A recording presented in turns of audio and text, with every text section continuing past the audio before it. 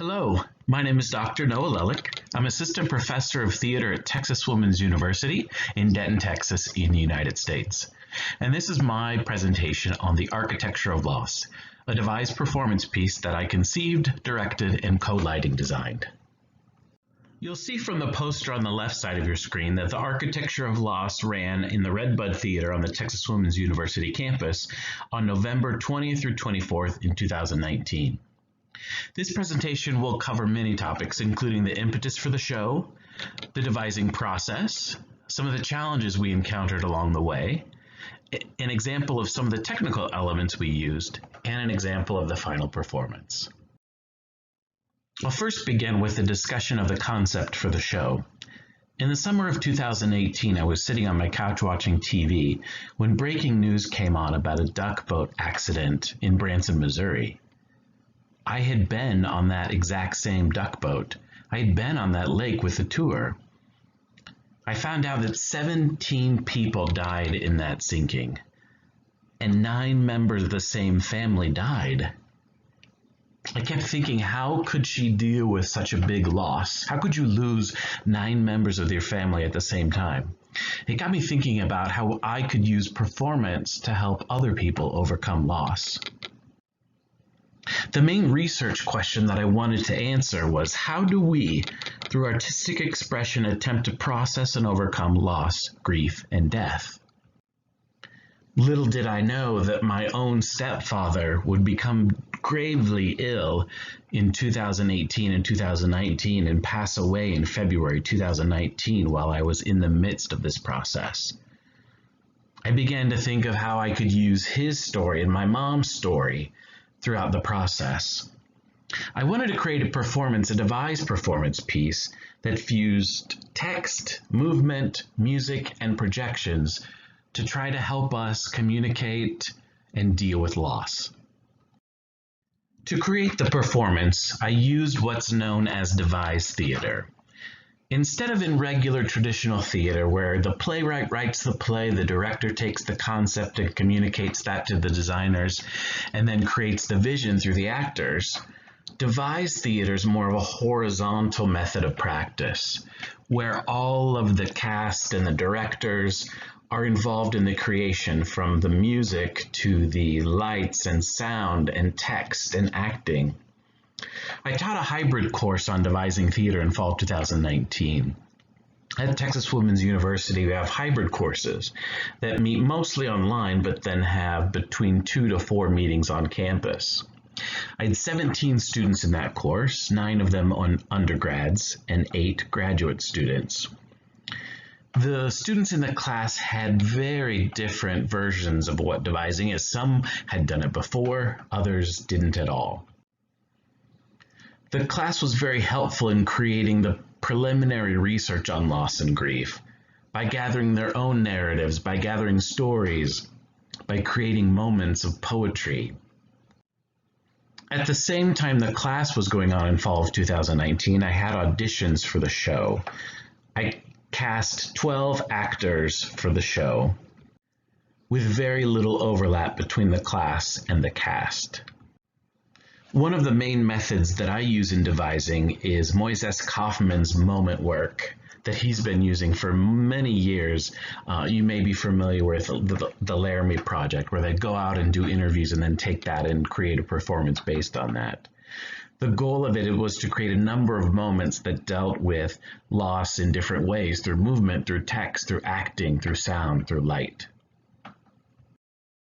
The process was very lengthy, although we did have a short amount of time to create the script. As you see in the top right picture, I brought a psychology professor in to teach the class and the cast about the psychology of loss. So we had a quite lengthy conversation about the psychology behind loss. We also did source work, and this is from Anne Bogart's Viewpoints work, where you bring in material to get all of the cast on the same page. So I had the students in the class bring in source work about what loss meant to them. So there were a number of different things that they brought in, and they told stories about what each object meant to them. I also had the students write personal narratives or personal stories about their own examples of loss. We also did research on loss, finding newspaper articles about loss or other examples of basically what the class was meant to do was to gather that beginning material and start to create and meld it together to a performance. As you can see in the picture with the board, you can see how many moments we created at the end of the performance. We had between 20 and 30 different moments that we created throughout. My assistant director and sound designer, Long Ho, was instrumental in creating all of these moments.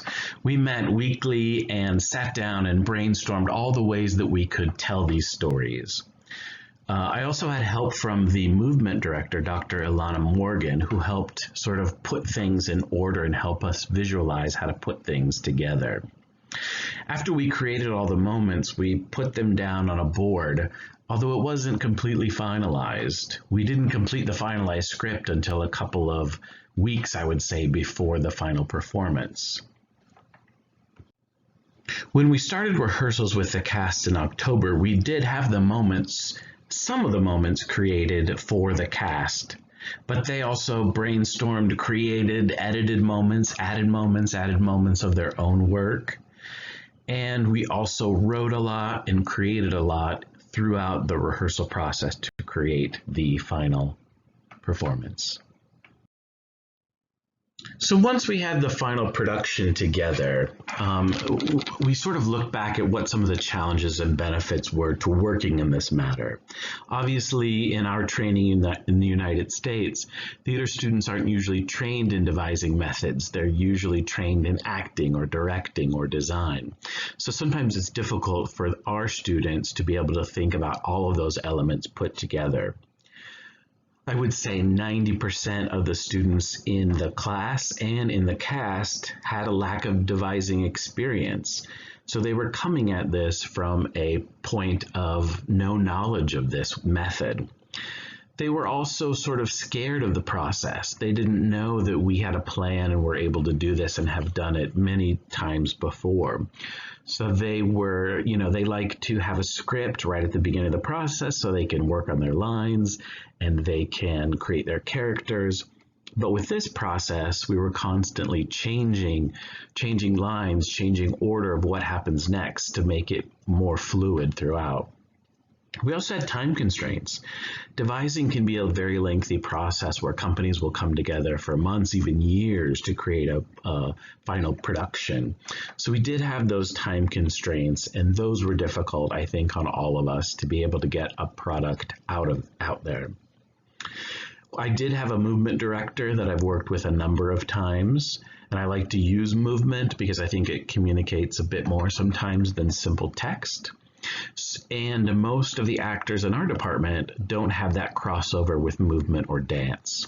I had a couple, the two leads and another woman in the cast who did have dance experience, and they were sort of the main dancers or movers throughout.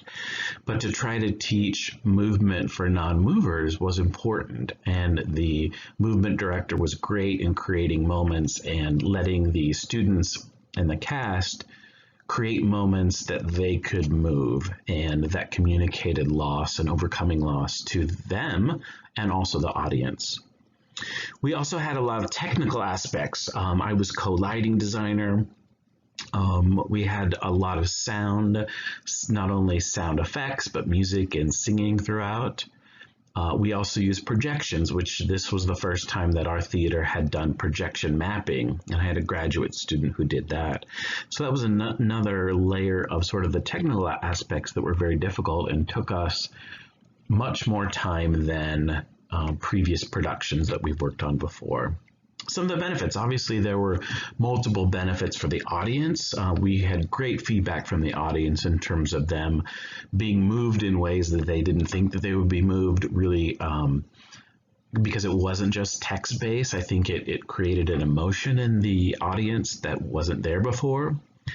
It also helped not only the actors, but the audience and my mother overcome loss through performance. So how can we use performance not just for entertainment or teaching, but to overcome some of these issues that we all deal with?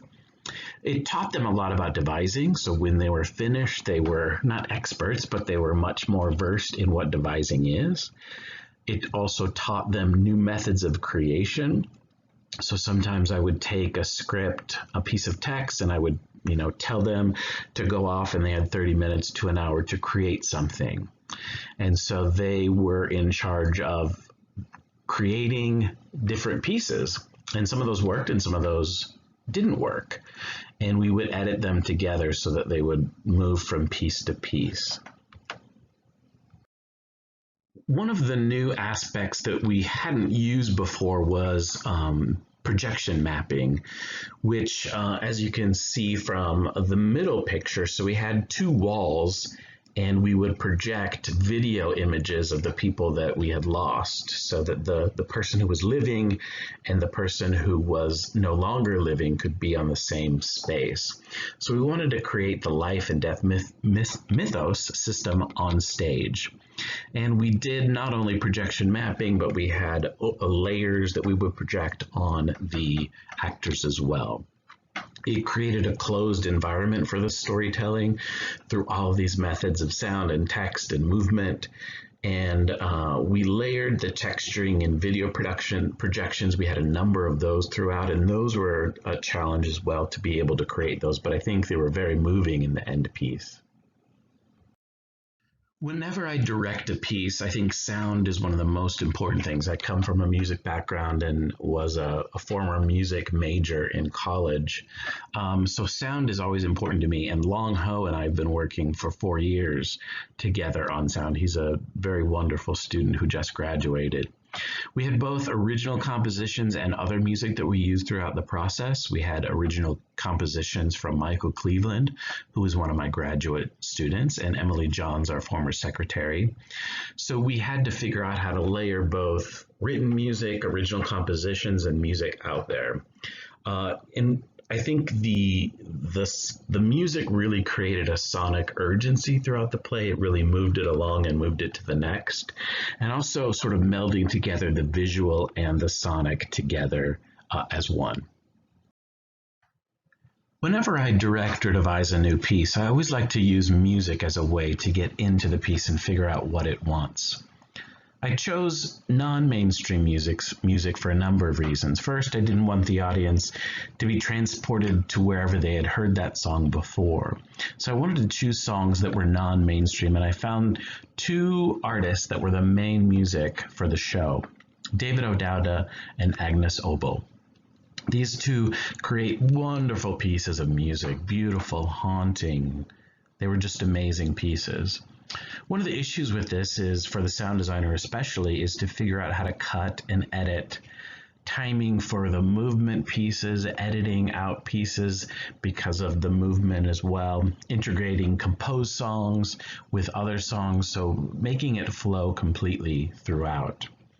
We also wanted to be sure of the tone and the lyrics that we created, both that would reflect and refract some of the issues and loss that we were dealing with in some of the scenes either before or after. And thinking about how sound affects the audience, how sound, music, compositions, creating a story without visuals throughout the process. And thinking about how those moments of peace or song or movement created an audience that would self-reflect on their own loss and grief throughout the process. So ending out this presentation, I wanted to show you a number of pictures of the performance. So you can see these are taken all throughout the performance, from the beginning, the middle, and the end. The performance focused on both individual loss and community loss through movement, through text, through song, through dance, through all of these theatrical and other artistic elements. We were planning to perform in Ireland. Unfortunately, because of COVID-19, we were not allowed to travel, and unfortunately, this presentation is going to be online. We also received a grant to perform in the Dallas-Fort Worth area in the spring, but that was also canceled due to COVID-19. I'd just like to end with just talking about the success of the production. We had really great audiences throughout the process.